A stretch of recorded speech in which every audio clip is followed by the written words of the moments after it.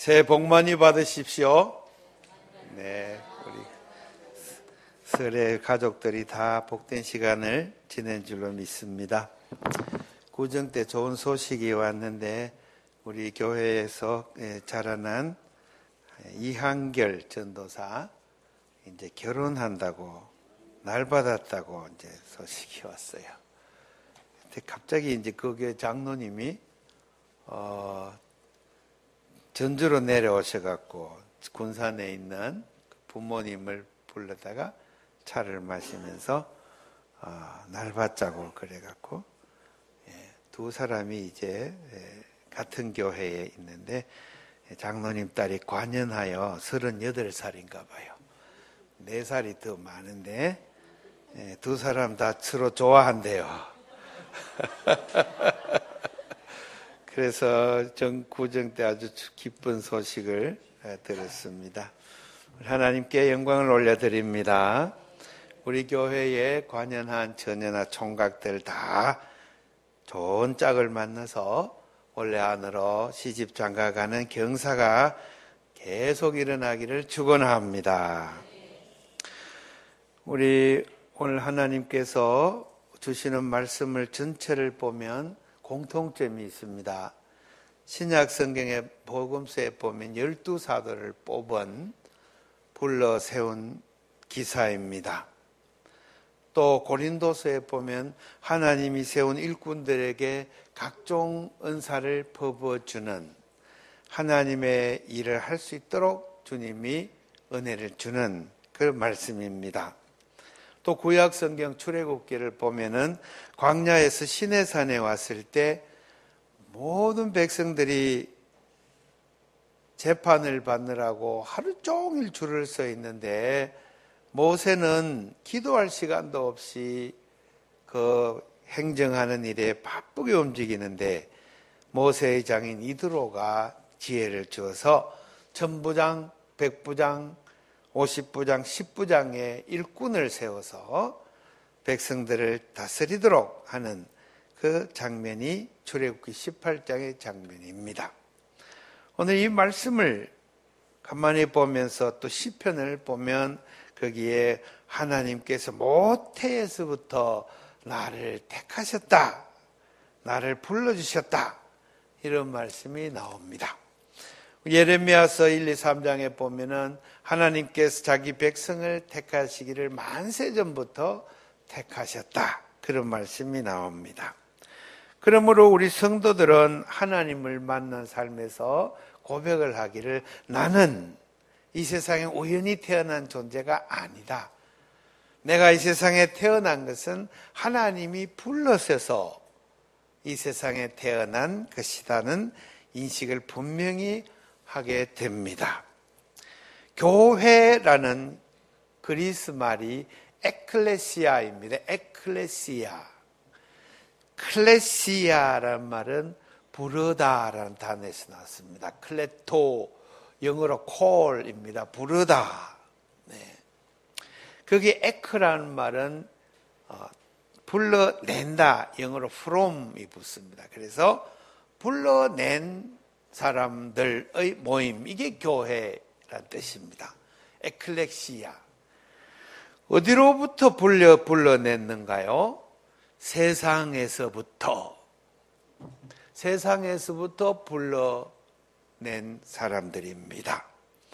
그래서 교회라는 말은 우리말로는 가르칠교, 모임회 이렇게 해서 그런 뜻이 없지만은 그리스 원어에 보면은 이것은 하나님의 택하신 자들이 불러서 모임을 갖게 해주신 공동체, 이것이 바로 교회입니다.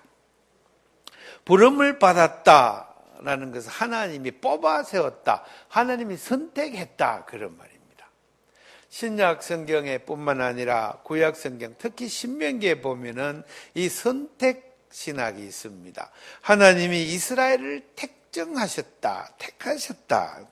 택하실 때는 어떠한 이유와 까닭이 있어 택하신 거죠. 우리가 잘나서, 미남이어서, 잘생겨서, 집안이 좋아서 그렇게 택함 받은 것일까요? 그것이 아닙니다. 하나님께서 우리를 쓸모가 있어서 어디에 사용하시려고 우리를 택하신 것입니다. 하나님이 택하신 목적은 무엇입니까? 하나님의 나라를 이루기 위해서, 하나님의 나라를 이루어라고 우리를 택하여 주었습니다. 우리는 나면서부터 국가의 한 일원으로 태어납니다. 우리가 태어나면 혼인신고를 한 다음에 출생신고를 하게 되지요. 그래서 동사무소에 가서 우리가 생년월일을 적으면 우리 주민등록이 나옵니다. 그러면 우리 국적은 대한민국, 고향은 전주, 이렇게 딱 됩니다. 그러면 우리는 대한민국 사람이 돼요. 이것을 이제 생내로부터 난 우리는 국가의 한 국민으로 태어나게 됩니다. 우리가 옛날에 이조시대 때 태어났다면 호패를 차게 되겠죠. 그러면 이조의 왕의 소유입니다. 모든 백성은 이조시대 때는 임금님 소유입니다. 민주주의 시대 때는 임금의 권력이 다 백성에게로 내려왔죠. 그래서 모든 권력은 국민에게서 나온다. 주권재민의 원리입니다. 이 나라 주인은 바로 우리 국민입니다. 내가 바로 이 나라의 주인이다. 내가 지금 이 나라의 임금이다. 이것을 민주주의 사회라고 부르는 것입니다. 이 민주주의 사회를 이루기까지 수많은 사람이 피 흘려서 혁명의 과정을 또 개혁의 과정을 겪어서 내려왔습니다. 그것을 헌법에다 적어놓고 헌법을 수호하고, 그래서 요사이 우리가 흔히 듣는 헌법재판소라는 것은 헌법을 수호하느냐 안 했느냐는 문제를 놓고 신중하게 따지는 것입니다. 왜? 지금까지 민주주의 사회를 이루어온 역사가 길고 참으로 오랜 동안 많은 사람이 피 흘려서 민주주의 사회를 이루어 왔기 때문에 이것을 지키고 지켜야 됩니다. 그런데 이 민주주의 사회를 이루어 놓았는데 요사이는 촛불 집회로 토요일마다 광화문에 빛이 나고 있습니다. 그래서 왜 그렇습니까? 민주주의 사회를 이루는 그 일에 소홀하게 되어서 국민의 이 권력을 어떤 사람이 독점을 해가지고 자기 사리 사욕을 채우는 일에 사용했기 때문에 이것 때문에 문제가 생기는 것입니다. 국민의 권력을 한 군데 모으면 그것을 공권력이라고 부릅니다. 공중의 목적을, 공공의 이익을 위해서 권력을 사용한다는 뜻입니다. 그렇기 때문에 공권력을 가진 사람을 공무원이라고 부릅니다. 공무원. 공무원에 여러 가지 동사무소에 있는 행정공무원도 있고, 또 경찰로 가는 치안을 담당하는 공무원도 있고, 또 교육을 담당하는 교육공무원이 있고, 국가의 모든 공권력을 감당하기 때문에 저들에게 생활비를 지급하여서 저들이 그 생활을 하면서 그것으로 국가를 운영하는 책임을 준 것이 공무원입니다. 그러므로 공무원은 국민들의 이 권력을 가지고 모든 사람이 잘 살 수 있는 방향으로 자기 삶을 조직하고 생활을 그렇게 하고 헌신하는 것이 공무원의 사명이에요. 그것을 이제 civil servant라고 영어로 그렇게 부릅니다. servant는 뭡니까? 종이란 뜻입니다. civil 뭡니까? 시민의 종입니다. 이것을 일을 잘 해내는 사람은 그야말로 아름다운 공무원으로, 이 일을 잘 못하고 공권력을 자기 사리 사욕을 채우거나 또 세금을 뒤로 떼먹거나 또 뇌물을 받아 먹거나 또는 악한 자기 삶을 위해서 악하게 행동하는 자는 나쁜 공무원이 됩니다.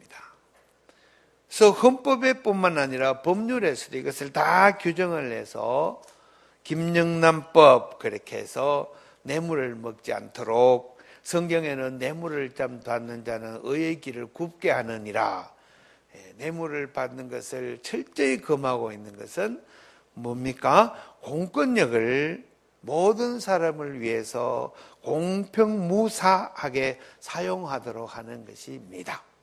이러한 민주주의 사회의 법리는 모두가 다 성경에 기반을 둔 것입니다. 오랫동안 서양 사회에서 이 성경적인 가치가 점점 더 이겨나가면서 절대군주제, 왕정체제를 하나하나씩 극복해 나온 결과입니다. 왕정체제의 가장 악한 점은 무엇이었을까요?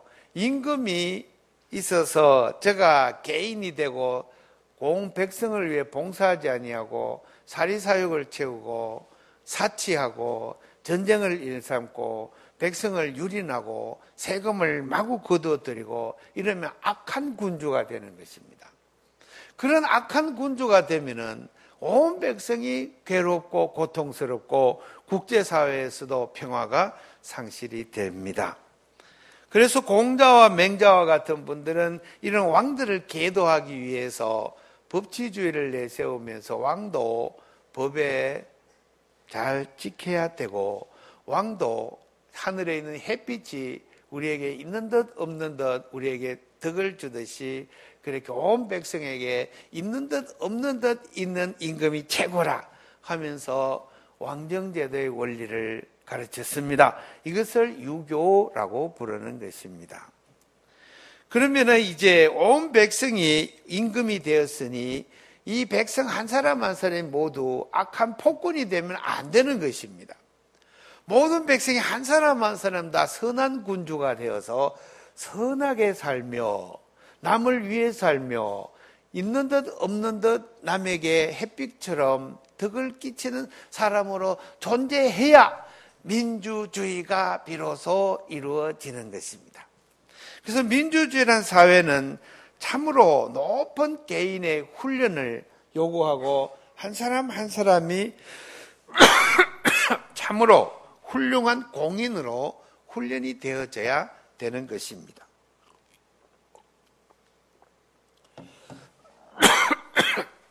그러나 불행하게도 우리 사회는 그렇지 않습니다.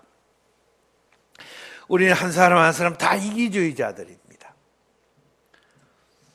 특히 가족 성원 간에도 양보할 줄 모릅니다. 특히 돈 문제가 걸리면 형제 간에도 싸우고 평생 원수가 되어버립니다. 이게 인간입니다. 인간의 이유전자 자체가 이기적이라고 생물학자가 그렇게 분석하기도 합니다. 조상 대대로 이기적으로 살아왔기 때문에 이기적인 것이 인간의 본성이다. 과학자가 그렇게 말하기도 합니다. 그러면 어떻습니까? 인간은 권력을 주기만 하면 누구나 다 그 권력을 농단하는 그런 품성을 가진 존재다. 최순실 게이트, 최순실만 그런 게 아니라 최순실 같은 기회만 주어지면 누구나 다 수백억이 눈앞에 있는데 꿀꺽 삼키고 모른 척하고 호화호식 누리고 내게도 기회만 주면 수십억짜리 말을 사고 싶고 나도 그거 타고 싶고 누구나 다 그런 욕망 속에 사로잡혀 있습니다. 촛불이라는 것은 뭘까요? 성령님이 불러내는 일입니다. 한 사람 한 사람을 성령님은 불러내십니다. 촛불 광장으로. 그래서 자기를 촛불 앞에 세우게 하고 자기를 비추게 하고 나는 정말 민주주의를 감당할 수 있는 사람인가? 나는 공인인가? 나는 이웃을 사랑하고 있는가? 나는 내 욕심을 내려놓을 줄 아는가? 내가 만약 권력이 있다면 이것을 공적인 목적으로 사용하는 충실한 사람이 될 수 있는가를 자성하는 시간입니다. 성령님은 교회 안에서만 역사하는 것이 아닙니다. 성령님은 우주 만물을 움직이고 계시고 모든 사회 곳곳에 성령님이 역사하시고 우리가 잠잘 때는 흔들어 깨우시고 우리가 타락할 때는 우리에게 소금을 치시며 소금 언약으로 우리가 부패하는 것을 방지시켜 주십니다. 그것이 바로 하나님의 택하시는 사역입니다. 우리 성도 여러분, 이러한 전국에서 이제 설날을 맞이하였으니 새 시간을 하나님이 주셨습니다. 이제부터 우리가 이 하나님 말씀 앞에 있어서 자신을 한 번 더 바라봅시다. 하나님이 나를 택하여 주셨는가? 그럼 무엇을 위해서 저를 택하여 주셨나요? 오늘 성경 보면 하나님께서 갈릴리 호수를 지나시며 제자들을 부르시 산에 오르사 자기가 원하는 자들을 부르시니, 자기가 원하는 자들을 부르시니, 나는 하나님에게 필요한 존재인가? 나는 예수님에게 정말 사용되는 꼭 필요한 존재인가? 예수님은 무엇 때문에 나를 부르셨는가? 그리고 나는 과연 예수님의 제자인가? 지금 내가 사는 게 예수님의 제자로 사는 건 맞는가? 그것을 이제 물어봐야 됩니다. 예수님은 어떤 분입니까? 십자가에 자기를 못 박혀 죽기까지 이웃 사랑을 위해서 자기를 내주신 분입니다. 나는 지금 예수님의 제자로 그 길을 가고 있는가? 그래서 질문하는 이 한 해가 되기를 원합니다. 그래서 저희들이 삶의 방향성을 다시 세우고 내 삶의 사명을 다시 확인하고 내가 하나님을 위해 산다면 과연 나는 하나님을 얼마나 알고 있는가? 하나님을 알기 위해서 부단히 노력하고 공부하고 말씀에 집중하는 한 해가 되기를 축원합니다. 한 해 말씀 공부를 위해서 우리가 표를 내드렸죠. 성서일과표입니다. 그것을 위해서 다음 주일에 설교 말씀을 다 여러분 앞에 나눠줬습니다. 그래 한 주 동안에 이 말씀을 기록해 보면서 공책에 쓰면서 이 말씀의 뜻이 무엇인지 공부하고 설교에 임하길 바랍니다. 예배에 준비된 사람들입니다. 그러면 저희 심령이 활짝 열리고 저희 마음에 성령이 충만하고 저희 인생이 아름답게 변화될 줄로 믿습니다. 우리가 이렇게 해서 예배를 통하여 하나님과 소통이 회복되므로 우리가 복받는 공동체가 되어야 될 줄로 믿습니다. 그렇게 해서 성도들이 은사를 다 받아서 서로 섬기며, 섬기는 것은 무엇입니까? 남을 복되게 하는 일이 섬기는 거 아닙니까? 개인을 위하여 우리는 서로 일해야 됩니다. 우리 형제 가운데 가난한 사람이 없는가? 어떻게 하면 그 가난한 형제를 도와서 함께 살아갈 수 있겠는가? 우리 가운데 좌절하는 형제는 없는가? 어떻게 하면 저를 위로하고 격려해서 저 친구가 힘차게 일어날 수 있겠는가? 우리 가운데 정말 생의 의욕을 상실하고 있는 형제는 없는가? 그러면 우리가 어떻게 하면 그 형제를 이렇게 세워 의욕적인 삶을 살 수 있도록 도울 것인가? 이러한 삶의 관점이 바꿔집니다. 그렇게 해서 우리는 코이노니아 삶을 삽니다. 교회가 밴드를 만들어서 서로 생일하면 축하를 하고 집안에 대소사간의 일이 있으면 서로 축하하는 그런 교제를 합니다. 그 밴드에 온 교우가 가입해서 이렇게 서로 교제하는 일에 게을리하지 말아야 될 줄로 믿습니다.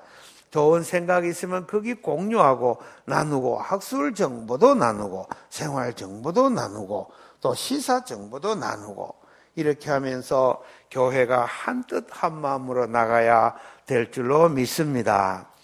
목사는 말씀 선교하는 데 온 마음과 뜻을 모아서 주의 말씀을 전하는 일에 집중해야 합니다. 우리가 팟캐스팅이라는 방송을 시작했는데 거기에 방송이 이제 2회 녹화를 했습니다. 인터넷 방송을 통해서 주의 말씀이 퍼져나가도록, 그리고 우리 교회의 전주교 화평교회의 소식이 더 퍼져나가도록 또 선교 사역도 감당하는 것입니다. 또 청소년 선교 사역의 위기의 청소년 사역을 하는 일도 우리가 소홀히 해서는 아니 될 것입니다.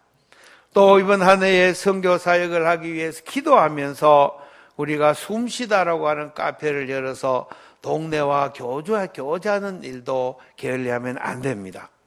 그리고 화요일 날 영화를 상영하는 데에, 그래서 지난번에 들으니까 이번 주에는 우리 동네 아줌마들 통장들 와서 8명이 영화 감상하는 데에 재미있게 영화를 보았다 그럽니다.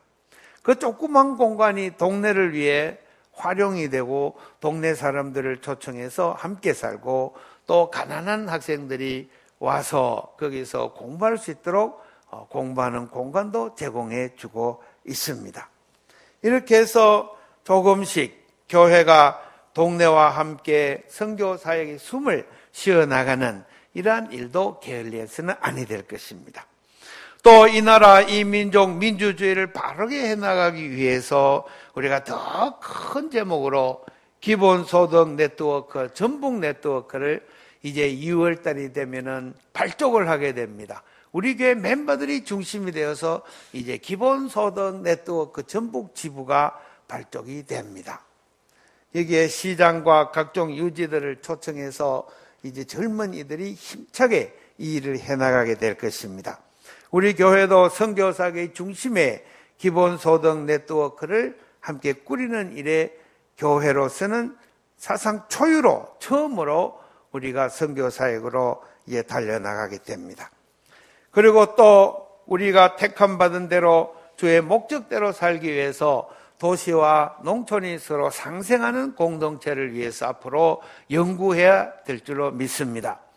도지를 만들고 농토를 만들고 성도들이 그곳에서 이제 훈련된 자들이 농업을 경영하고 농촌 공동체를 형성해 나가고 우리 도시 공동체인 전주화평교회와 서로 순환하면서 왔다 갔다 하면서 생명의 농업 도시 안에서 생명의 일꾼들을 창조해내는 이 일도 선교사역으로 해나가야 될 줄로 믿습니다. 이것이 바로 하나님의 나라의 사역입니다. 우리가 하나님의 나라의 사역을 위해 부름받은 하나님의 백성이요, 우리 이 하나님의 백성된 훈련을 부단히 하여서 이 사회에서 정말 아름다운 민주주의의 일꾼으로 우리가 성장해 나가야 될 줄로 믿습니다. 그리하여 교회가 부흥하면 이 나라가 부흥하고, 교회가 부흥하면 이 나라의 평화가 정착되고, 교회가 부흥하면은 이 나라의 통일이 이루어지는 역사가 일어나야 될 줄로 믿습니다. 하나님께서 우리 전주화평교회를 축복하시고 많은 일꾼을 불러 일으켜 세우리란 것을 의심할 수가 없습니다. 그러면 우리는 꾸준히 기도하며 주의 예배하는 일에 집중하며 말씀 공부에 집중하며 택함받은 백성으로의 삶에 성공하는 모든 형제들이 되기를 주의 이름으로 축복합니다. 기도합시다. 하나님 감사합니다. 우리 택함받은 성도들이 모두 다 주님 앞에 받은 사명을 잘 각인하고 주님 앞에 올바로 살아가게 하여 주시옵소서. 예수님 이름 받들어 기도 올리옵나이다. 아멘.